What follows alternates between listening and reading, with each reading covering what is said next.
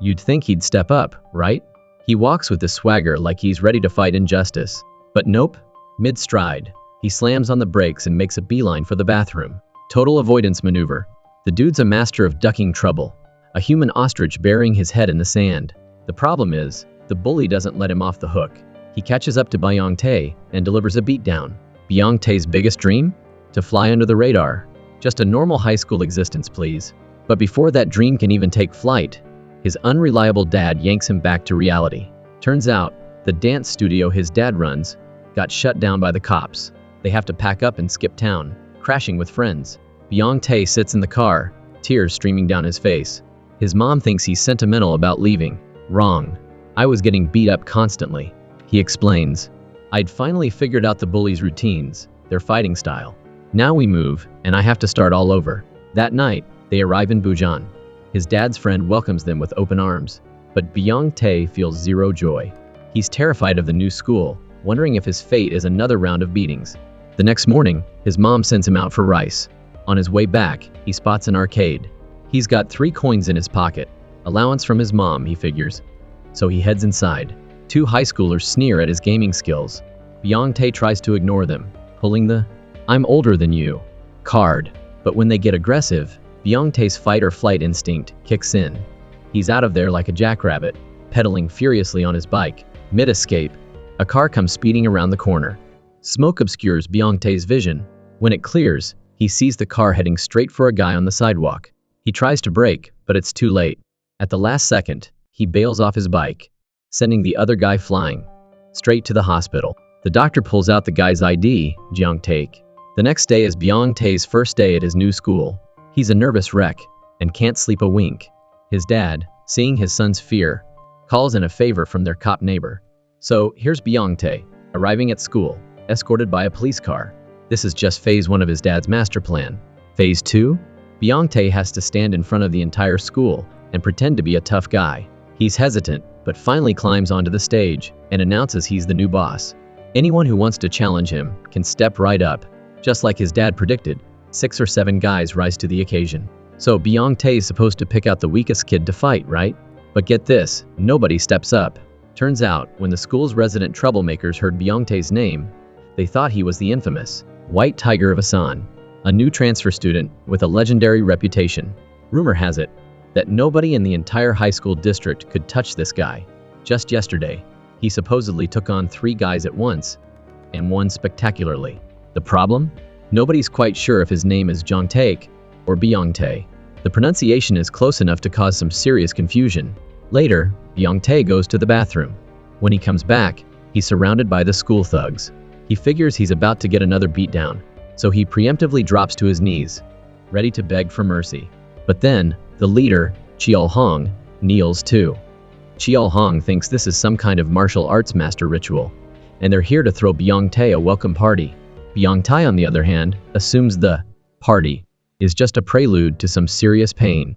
To his surprise, Cheol Hong takes him to a noodle restaurant. Not only do they give him the seat of honor, but they all introduce themselves, one by one. Byung Tae is still completely clueless, convinced this is all a setup. Then, things get even weirder. Cheol Hong's crew escorts him to a bar, gets him a female companion, a girl named Seon Hwa, and introduces him as the notorious White Tiger of Asan. Suddenly it clicks. Byung Tae remembers the injured guy from yesterday, Jong Taek, and the way Cheol Hong's been treating him. A wave of relief washes over him. They've mistaken him for the real Jong Taek, who's currently recovering in the hospital. Suddenly, Byung Tae is the school's top dog, all thanks to Cheol Hong and his crew. He wants to come clean, but he's too scared.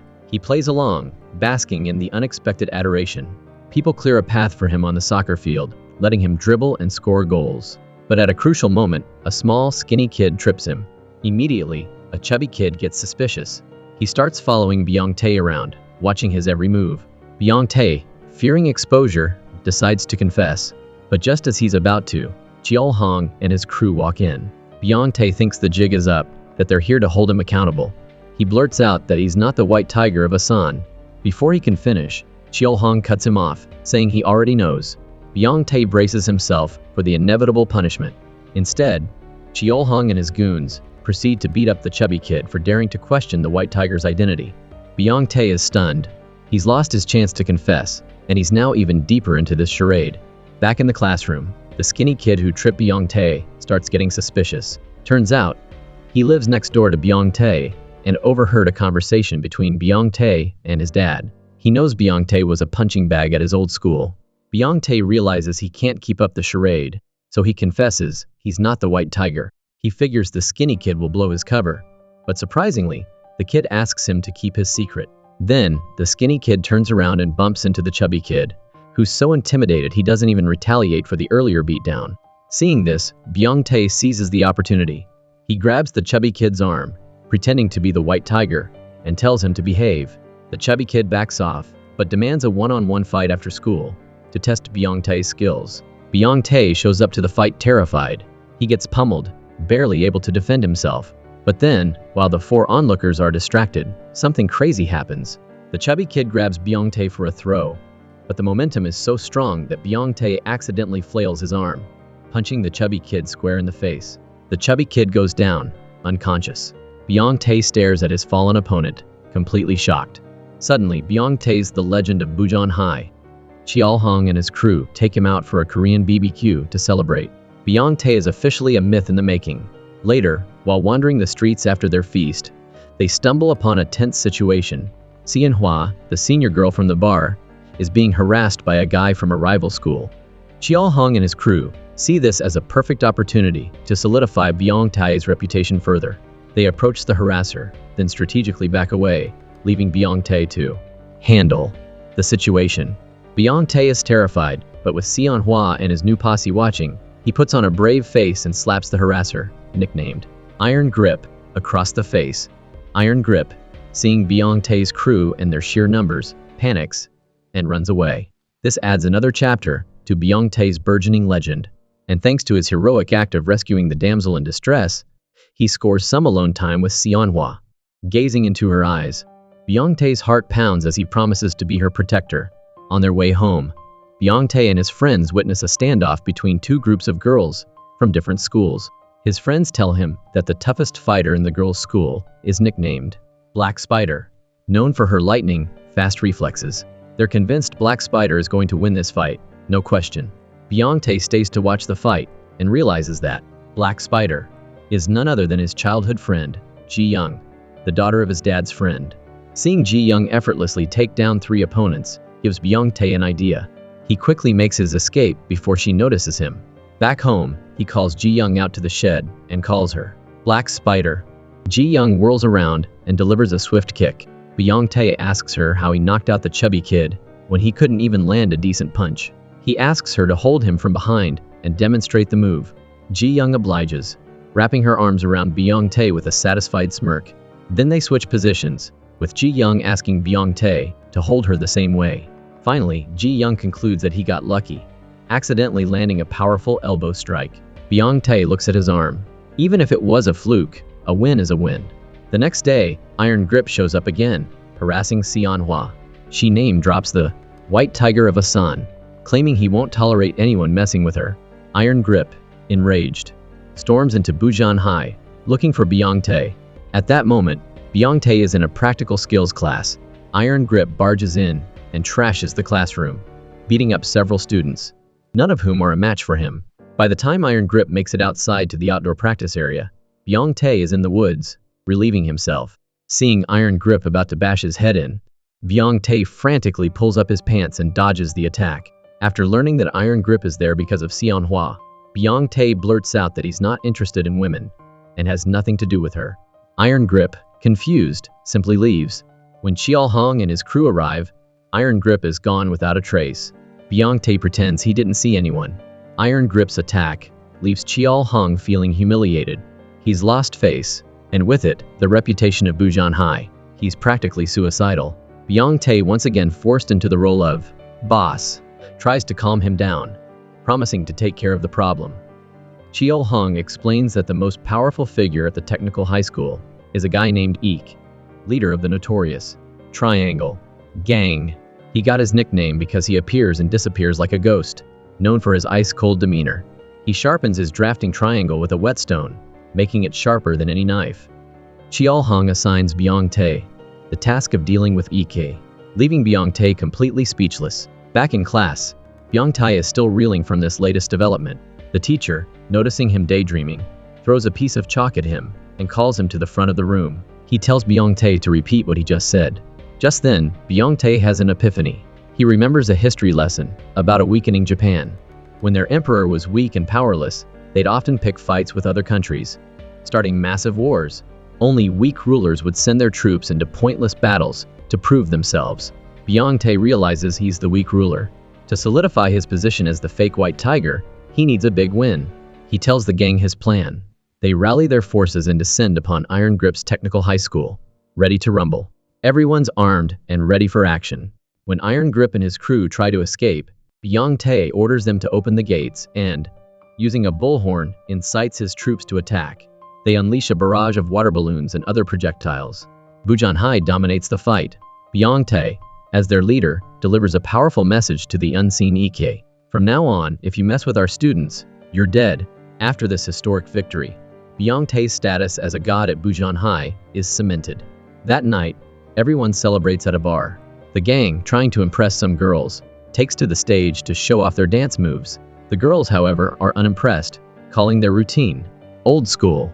Hearing a familiar tune, Byung-tae jumps onto the stage and busts out some seriously impressive moves. His smooth style and charisma catch Seon-hwa's eye. She rushes onto the stage, completely captivated. As the party winds down, Byung-tae walks Seon-hwa home. They stop in front of a luxurious house. As they say goodbye, Seon-hwa gives Byung-tae a picture with her phone number written on the back, asking him to call her on the weekend. Byung-tae walks away, ecstatic, but he doesn't see Seon-hwa leave the gate of the mansion and quickly slips into the more modest house across the street. The next day, the teacher announces a new student. The new kid steps up to the podium and introduces himself, Jong-taek, from Asan. Byung-tae doesn't think much of it at first, but when he sees the kid's face, he freezes. The real white tiger of Asan has arrived. After school, Jong-taek shows up in the bathroom. Byung-tae panics and tries to leave, but the chubby kid, eager to prove himself in front of the new student, confronts Jong-taek. Jong-taek effortlessly throws him over his shoulder and onto the floor. The chubby kid, refusing to give up, tries to get back up, but Byung-tae stops him. He talks Jong-taek down, saying it's not a good look to start fights on his first day. Jong-tae listens and walks away, leaving the chubby kid humiliated. Byung-tae is left with a nagging feeling that something's not quite right with this Jong-taek. To figure out if Jong-taek is really the white tiger of Asan, Byung-tae follows him after school to a bakery. Byung-tae pulls out his 3 coins and orders the cheapest bun. He's trying to be discreet, but Jong-taek notices him. Jong-taek thanks him for helping him out in the bathroom. When his mom finds out Byung-tae is her son's classmate, she not only refunds the cost of the bun, but also gives him a whole plate of pastries. As they leave, Jong-taek grabs a bag of buns and gives them to Byung-tae. During their conversation, Byung-tae learns that Jong-taek has amnesia from a head injury. This excites Byung-tae. He can continue his reign as the fake white tiger. However, as they walk down an alley, 3 of Iron Grip's goons show up looking for revenge. Byung-tae is terrified. One of them spots Jong-taek and knocks the bag of buns out of his hands. This instantly enrages Jong-taek. He explodes, taking down 2 of the thugs in the blink of an eye. The remaining goon panics and runs away. Afterwards, Byung-tae asks Jong-taek if he's the white tiger. Jong-taek, with his amnesia, has never heard of the name, but admits fighting feels very familiar. The next day, the chubby kid and his sidekick are shaking down classmates for protection money. Byung-tae, having been a victim of this himself, hates it. Acting as the boss, he calls them out and tells them to stop. This earns him the respect of the other students who were being bullied. The weekend arrives. Byung-tae wakes up early, styles his hair, and gets ready for his date with Seon-hwa. They go dancing and ice skating and generally enjoy each other's company, holding hands as they stroll through the streets. Byung-tae checks his pockets, planning to take Seon-hwa for some cheap stir-fried noodles, but she wants Western food. Byung-tae bites the bullet and orders 2 of the cheapest pork cutlets on the menu. Even so, he doesn't have enough money. He excuses himself to go to the bathroom and makes a run for it. Byung-tae tracks down the chubby kid and asks him for 2,000 won, promising to pay him back within a month. He then races back to the restaurant. While the chubby kid and his sidekick are brainstorming ways to get the money, they spot Jong-taek playing pool. They try to extort him, and when Jong-taek learns it's for Byung-tae, he reaches into his pocket. But as the chubby kid reaches out to take the money, Jiang Taek slaps his hand away, saying borrowing money is one thing, but stealing is another. Then, with just a few swift moves, Jiang Taek takes down both of them. He sits down and lights a cigarette. Just then, bam, a pool cue slams into the back of his head. The unexpected blow jolts Jiang Taek's memory back. He flashes back to his past exploits of badassery, and then to the moment Jiang Taek crashed into him on his bike. He says ominously, "I remember who I am now." Meanwhile, Jiang Tae is basking in the afterglow of his date with Xianhua, waiting for the chubby kid to bring the money. But when the doorbell rings, it's not the chubby kid, it's Jiang Taek, his face bruised and battered. Without a word about his recovered memory, Jiang Taek places the money on the table, stares at Jiang Tae, and leaves. Back in the alley, he warns the thugs he just beat up to keep their mouths shut. Turns out, before going to the restaurant, he'd already dealt with all three of his attackers. Back on the date, Jiang Tae walks Xianhua home. He tries to make things official, but when he asks her to be his girlfriend, she closes her eyes. Jiang Tae, being a dating newbie, doesn't understand the hint and misses his chance for a kiss. Xianhua doesn't immediately agree to be his girlfriend, but promises to see him again. Still buzzing from the date, Jiang Tae walks into an alley and finds Ji Young being confronted by the same group of girls who'd attacked her before. This time, they brought a large, intimidating guy with them. Seeing the guy about to attack Ji Young, Jiang Tae steps in, invoking his white tiger persona. The guy backs down, taking the girls with him. The next day at school, there's an announcement about student council president elections. Everyone nominates Jiang Tae. Jiang Taek, watching Jiang Tae's smug satisfaction, walks up and demands his money back. Jiang Tae promises to pay him tomorrow, but he has no idea where he'll get 2001. In practical skills class, the skinny kid asks Jiang Tae to deliver a love letter to Ji Young. Jiang Tae uses this opportunity to ask for a loan. The skinny kid doesn't have the money but promises to help him earn it. After school, the gang heads out, and Jiang Taek decides to tag along. Jiang Tae is now his little plaything, and he wants to see what Jiang Tae will do next. They spend the day working in a garlic field, each earning 5,001. Jiang Tae pays back Jiang Taek, and then calls Xianhua, inviting her for coffee with the remaining money. Jiang Taek wants to come along, but Jiang Tae tells him to pay for his coffee. To prove he's not being stingy, he tells Jiang Tae that his family is poor. His dad's a deadbeat dancer. His mom is the sole breadwinner, and they're deep in debt. They order their coffees and wait for Xianhua to arrive. Jiang Taek's family owns a bakery, so he knows a thing or two about coffee and pastries. He suggests a better pairing for their drinks and even elevates the presentation. He then picks up a pastry and offers it to Xianhua. As they leave, Jiang Taek pays for all three of them. When Jiang Tae thanks him, Jiang Taek loudly reveals Jiang Tae's financial situation to Xianhua. Much to Jiang Tae's embarrassment, unfazed, Jiang Taek simply bids Xianhua farewell and walks out. After Jiang Taek leaves, Ji Young happens to walk by and sees them. Curious about their relationship, Jiang Tae claims Xianhua is his girl. Ji Young warns him that Xianhua is a heartbreaker, known for using guys. But Jiang Tae, blinded by love, ignores her advice. The next day, Jiang Taek picks Xianhua up after school on his motorcycle. Xianhua rests her head on his shoulder, clearly enjoying the attention of this handsome new guy. Meanwhile, a clueless Jiang Tae is standing outside Xianhua's gate, repeatedly calling her. Just as he's about to give up, he sees Jiang Tae dropping Xianhua off. As they part, Jiang Taek even kisses Xianhua right in front of him.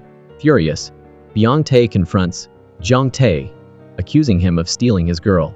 Jiang Taek just smirks and walks away. Jiang Tae returns home, heartbroken and dejected.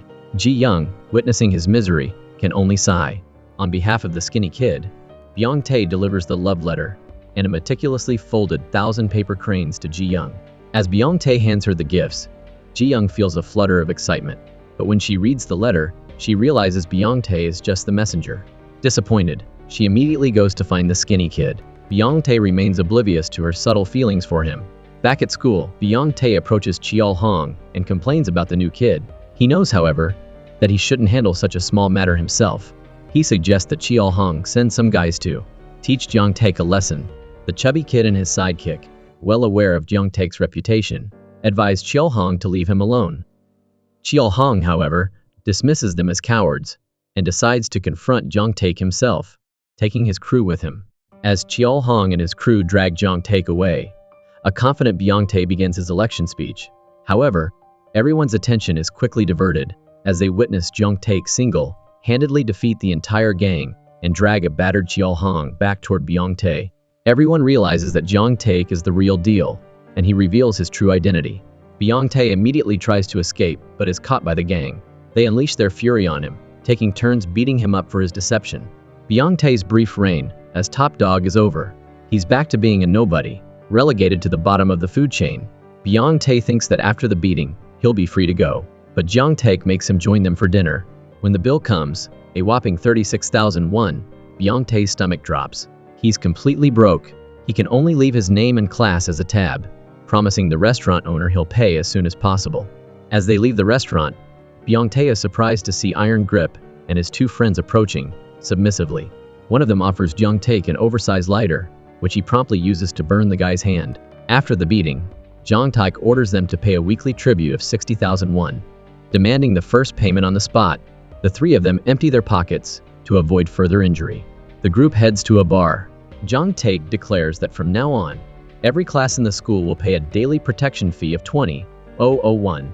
Cheol Hong calculates that this adds up to 600,000 won per month, suggesting it might be a bit much. Byung Tae slaps him, silencing any further objections. He then orders each class to choose a representative to collect the money, assigning Byung Tae to his class. After all this, Byung Tae orders Byung Tae to call Seon Hwa. When she arrives, she expresses concern about Byung Tae's bruised face. However, Byung Tae forces Byung Tae to reveal his true identity to Seon Hwa. Byung Tae reluctantly confesses that Byung Tae is the real white tiger of Asan.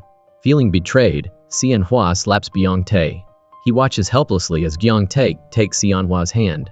In a single night, he's lost everything, his fake status, and the girl he likes. To get some alone time with Seon Hwa, Byung Tae sends everyone away. Cheol Hong and his crew corner Byung Tae and give him another beating. Byung Tae is completely defenseless. After this latest humiliation, Byung Tae is at a loss. He doesn't want to go to school and upset his mother, but if he does go, he knows more beatings await him. Distraught, he goes to the riverbank, reminiscing about Seon Hwa and looking at her picture with tears streaming down his face. The next day at noon, Byung Tae waits on the street where Seon Hwa lives, hoping to talk to her and somehow salvage the situation. But Seon Hwa not only pretends not to know him, but also throws the wallet he gave her onto the ground. As she walks away, she calls him disgusting. Humiliated and heartbroken, Byung Tae decides to run away. But just as he's about to buy a bus ticket to Seoul, the restaurant owner appears, snatches his money, and reminds him to pay his outstanding debt. Dejected, Byung Tae walks back the way he came and runs into Iron Grip and his two goons. Word of his fake white tiger act has spread. They beat him mercilessly, leaving him defenseless on the ground. At his doorstep, the skinny kid offers Byung Tae a popsicle. As a fellow victim of bullying, he empathizes with Byung Tae, telling him that he has no choice but to endure it. When Byung Tae gets home, he finds the school principal visiting his parents. They're thrilled to learn that he's running for student council president, and that, with the overwhelming support of the students, he's likely to win. Seeing their joy, Byung Tae can't bring himself to tell them the truth. The next day, Cheol Hong orders Byung Tae to collect the protection money from their class. Forced into action, Byung Tae stands at the podium and announces that the White Tiger of Asan demands payment. One of the gang members, unimpressed with Byung Tae's meekness, challenges him to make an example of someone. To complete his task, Byung Tae targets the skinny kid, figuring he's the easiest target. But then, someone notices that the skinny kid isn't moving. He's not breathing. They rush him to the hospital, and Byung Tae is arrested for assault. His parents kneel before the skinny kid's family, begging for forgiveness and offering a settlement. The skinny kid's mother accepts the money and, out of pity for Byung Tae's parents, agrees to drop the charges. Byung Tae kneels before the skinny kid, apologizing profusely. The skinny kid, who considered Byung Tae his only friend, is heartbroken that Byung Tae would attack him. But, aside from Byung Tae, he has no friends. So through his tears, he forgives Byung Tae. He tells Byung Tae they should stop fighting back and just accept their fate as punching bags. Byung Tae hugs the skinny kid, tears streaming down his face. Ji Young, witnessing Byung Tae's downward spiral, decides to help him, urging him to find a way out of his current predicament. But Byung Tae has become numb, resigned to his fate. He's tasked with moving a heavy sofa, and he just wants to get it over with. Frustrated by his passivity, Ji Young angrily picks up the sofa and carries it herself. She confronts Byung Tae, telling him that strength without respect will ultimately lead to his downfall. Jiang Taek, however, only believes in power. Without another word, Ji Young launches herself at him, using her signature Iron Head move to knock him out cold. Jiang Tae spends the entire night hauling the sofa, finally getting it into place just as dawn breaks. With the student council elections approaching, and to avoid further beatings, Jiang Tae suggests that Jiang Taek run for president. He'll drop out and become Jiang Taek's underling. They go to the office, one to register, and the other to withdraw, but the principal insists they both run, claiming competition is essential for a fair and democratic election. Jiang Tae has no choice but to agree. Everyone knows, however, that Jiang Taek is a shoo-in. With Jiang Taek's birthday approaching, Cheol Hong orders Jiang Tae to come up with 100,001 for a lavish birthday party. To raise the money, Jiang Tae leads the group of weaker students to find work. Despite working all day, they're still about 20,001 short. One of them suggests they go to an arcade in the next town and intimidate some younger kids for the money. The three of them arrive at the arcade and target a chubby kid wearing an Adidas tracksuit. Unfortunately for them, the kid is the city's taekwondo champion and effortlessly takes them all down. Not only do they fail to get any money, but they also have to pay for the bus ride back. Dejected, they head home.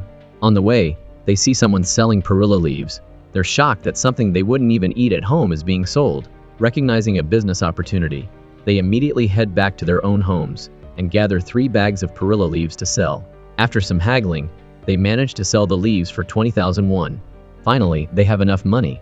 Jiang Tae breathes a sigh of relief. On their way home, they run into Sion Hua.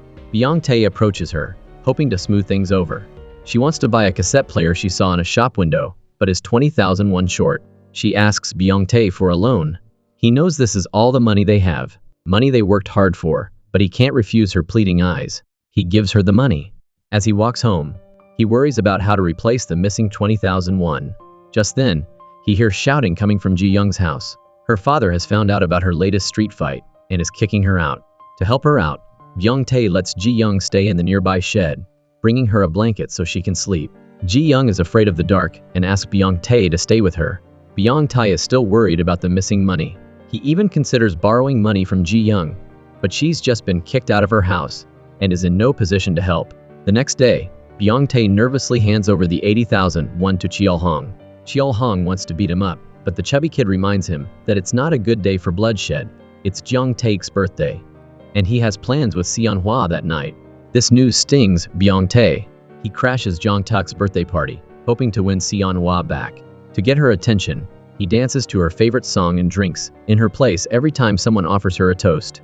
Despite his efforts, Sion Hua only has eyes for Jiang Taek. Jiang Taek opens Sion Hua's gift, and Jiang Tae's blood runs cold. It's the cassette player she'd borrowed money from him to buy. When Sion Hua goes to the bathroom, Jiang Tae follows her and confronts her about it. Uncaring, she flippantly says she'll pay him back eventually. Jiang Tae feels like a fool.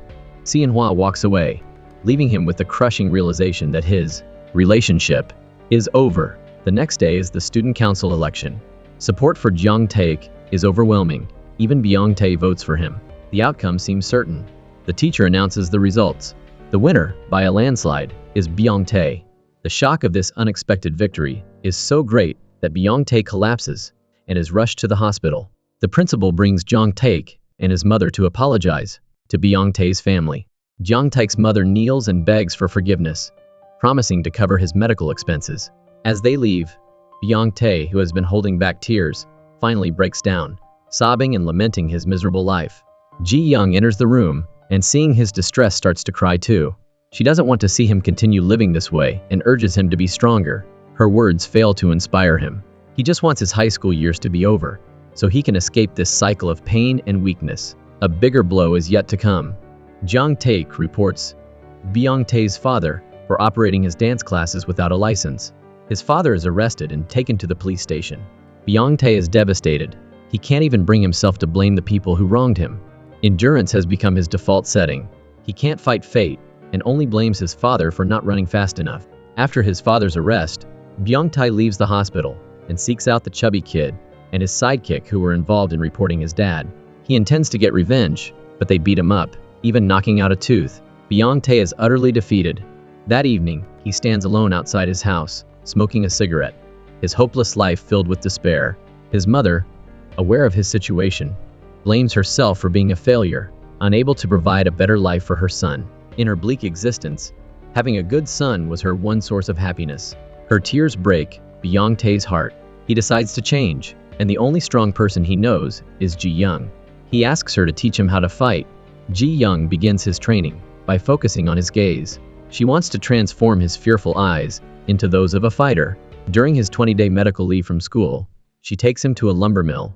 Under the relentless prodding of the gruff mill owner, Byung Tae reluctantly picks up the smallest piece of lumber he can find. After his first day of back-breaking labor, he plans to run away, but Ji Young has already collected his 20 days' wages in advance. So he's trapped. Byung Tae works from dawn till dusk, collapsing onto his bed only to be woken up moments later to start another grueling day. The cycle repeats itself endlessly. He endures day after day, until one evening, he decides to jump the fence after everyone's asleep. But as he climbs, he remembers his mother's words. If you can't face even this, how can you face anything in the future? He climbs back down, determined to see this through. This change in mindset transforms Byung Tae. He works hard during the day and practices boxing with fierce determination at night. Over 20 days, he becomes stronger and more capable. The work becomes easier, and his movements more fluid and confident. After 20 days, Ji Young picks him up. Back home, the first thing Byung Tae does is look in the mirror. The weakness in his eyes is gone, replaced by a newfound resilience. Ji Young returns the money she'd given him for his revenge plot, which he no longer needs. He returns to school. The bully approaches him, ready to taunt him again. Byung Tae still doesn't fight back, but this time, he looks the bully directly in the eye, letting him see the change. During lunch, another bully tries to steal his eggs. Byung Tae stands up to him, again meeting his gaze without fear.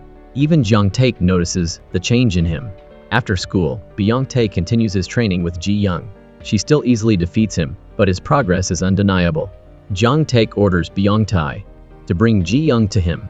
Byung Tae and the skinny kid go to Ji Young's school. Byung Tae's just going through the motions, hoping to avoid another beating. As they're leaving, Ji Young appears. The skinny kid accidentally spills the beans, and hearing Byung Tae's concern for her safety warms Ji Young's heart. Byung Tae and Ji Young return, bracing themselves for Jung Taek's wrath. To their surprise, Ji Young is ushered inside. Jung Taek clears the room, leaving him alone with Ji Young.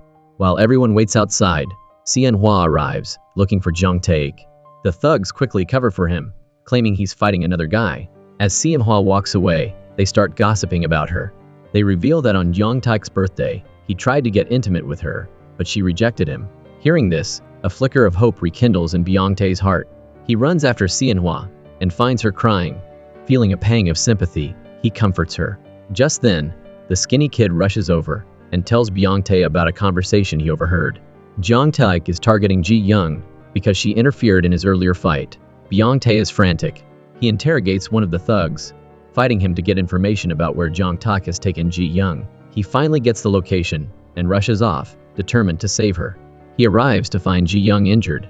Byung Tae drops to his knees and begs Jung Taek to spare her, offering to take any punishment himself. Just then, Sien Hua arrives and whispers something in Jung Taek's ear.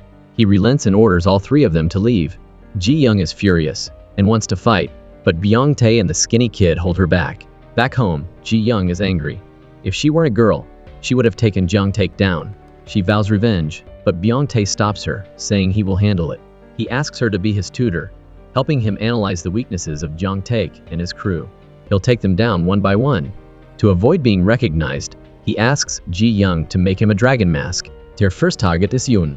Seeing Jun buying rice cakes on the street, Byung Tae makes his move, pretending to bump into him.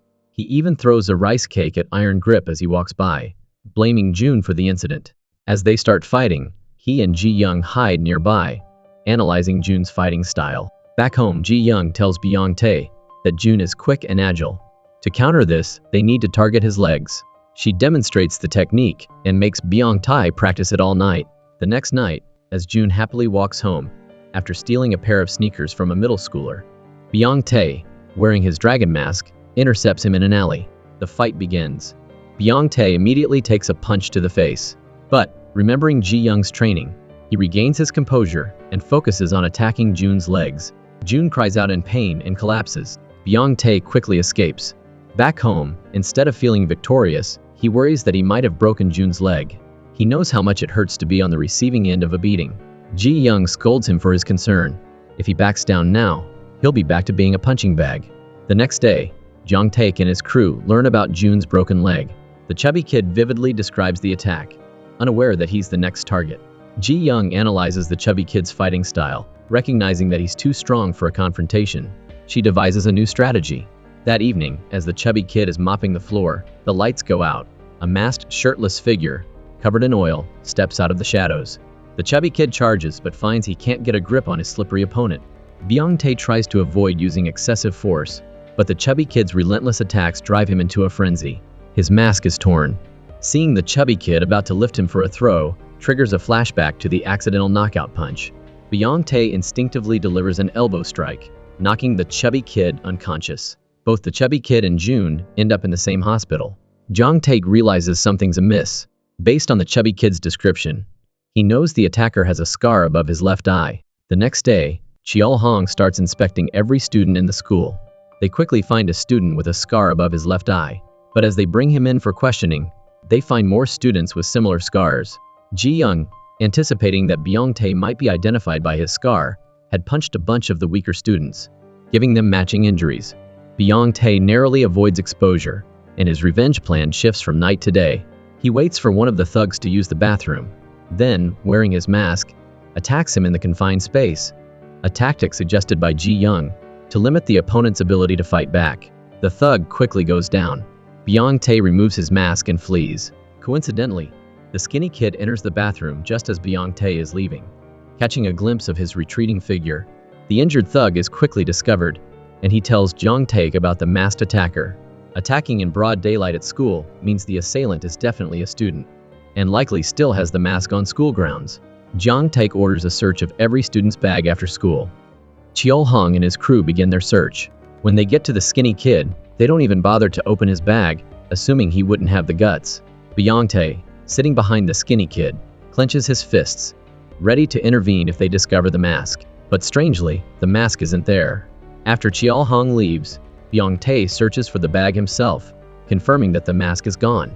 Now, only the three strongest remain: Cheol Hong, Jong Taek, and the guy who knocked out his tooth.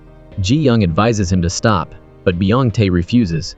Stopping now would be the same as never having started. The remaining thugs could easily recruit more people. So only by defeating Jong Taek can Byung-tae truly escape the cycle of bullying. His next target is the tooth knocker, who works at a bar. Ji Young has done her research. This guy's biggest fear is someone causing trouble at the bar. As the bar owner leaves for the night, he warns the tooth knocker to be extra careful with the expensive crystal glasses and imported liquor. Any breakage, and he's fired. Byung-tae uses this knowledge to his advantage. He breaks a glass and spills some expensive liquor, causing the tooth knocker to panic and beg for forgiveness. Then, while the tooth knocker is distracted, he attacks from behind, choking him into submission. Now, only Cheol Hong and Jong Taek remain. Ji Young again advises Byung-tae to stop. Just then, the skinny kid appears, holding the missing dragon mask, and encourages him to keep going. He reveals that he and Cheol Hong went to middle school together. He knows firsthand that Cheol Hong is all talk and no action, a paper tiger. It was the skinny kid who had helped him that day. He'd recognized Byung-tae from behind, and overheard Jong Taek ordering the search of Byung-tae's bag.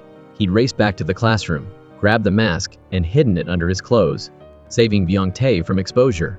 Armed with the knowledge of Cheol Hong's weakness, Byung-tae's fighting spirit soars. Cheol Hong is on his way to deliver money to Jong Taek, who is on another date with Seon Hwa. Jong Tae is agitated and worried about the mysterious masked attacker. In a bad mood, he asks Seon Hwa why she likes him. She replies that he's the strongest of the bunch, and that with him, she can always have coffee and pork cutlets. This infuriates Jong Taek, and he takes his anger out on Cheol Hong. Meanwhile, Cheol Hong is being tailed by the skinny kid. When he sees Cheol Hong alone, he alerts Byung-tae. Wearing his mask, Byung-tae confronts Cheol Hong in the classroom. Just as the skinny kid predicted, Cheol Hong is a terrible fighter and quickly falls to his knees, begging for mercy. Byung-tae uses this opportunity to blackmail him into helping him. The next day, Byung-tae steps down as student council president, handing the position over to Jong Taek. He attends Cheol Hong's celebratory party. At the party, everyone pretends to congratulate Jong Taek on his Election. Secretly spitting out the celebratory drinks, Ji Young had advised that Byung Tae couldn't defeat Byung Tae alone. The skinny kid had revealed Byung Tae's masked identity to their friends and enlisted their help in getting Byung Tae drunk at the party. As the party winds down and Jung Taek is about to leave, a masked figure blocks his path. Jung Taek, thinking it's another prank, quickly defeats the masked figure and removes the mask to reveal Cheol Hong. Jung Taek demands to know who the real masked fighter is, but Cheol Hong refuses to answer. Just then, 6 more masked figures appear. They plan to create confusion and overwhelm Jung Taek. The others will keep him busy, while Byung Tae looks for an opening to take him down. But even drunk, Jung Taek holds his own against the 6 attackers, eventually knocking them all to the ground. As he approaches Byung Tae to remove his mask, Ji Young arrives and knocks Jung Taek down. When they get back up, Jung Taek has fled. Byung Tae scolds Ji Young for coming, saying he's given up on his life and dreams, while she has a bright future. But Ji Young has other motives. She confesses her feelings for him, telling him how much he means to her. She calls him an idiot for not realizing it sooner. Overwhelmed, Byung Tae embraces her, promising to change and protect them both. Jung Taek has been absent for several days since the fight. The bullied students finally have some peace. They speculate that he's run back to Asan, unaware that he's actually interrogating and torturing Cheol Hong for the masked fighter's identity. He soon discovers the truth. Byung Tae continues his rigorous training, preparing for the inevitable showdown. The skinny kid rushes in, warning him that Jung Tae has returned. Byung Tae puts on his mask, ready for the final battle. Jung Tae quickly knocks him down, but as Byung Tae lies on the ground, he laughs. After enduring countless beatings, he no longer feels the pain. He'll get back up, no matter how many times he's knocked down. He's about to fall again, but at that moment, he flashes back to the misery of his younger years. He refuses to go back to that life. If fighting is what it takes to finally break free, then he'll fight to the death. Fueled by this realization, Byung Tae rises to his feet, his anger propelling his fists straight into Jung Taek's face. Enraged, Jung Taek attacks with even greater ferocity. Seizing an opportunity, Byung Tae tackles him to the ground. He unleashes a barrage of punches and kicks, returning all the pain he's endured. Finally, he helps a battered Ji Young to her feet, and they limp home together. Back at school, Byung Tae is no longer afraid. His classmates cheer and welcome him as a hero. The weaker students have found their courage. After his victory, Byung Tae doesn't form his gang. Instead, he welcomes Cheol Hong and the others, creating a more peaceful school environment. Byung Tae looks up at the sky. It's a beautiful day, clear and sunny. And that's the end of the movie. Thanks for watching. Don't forget to like and subscribe for more great films. See you next time.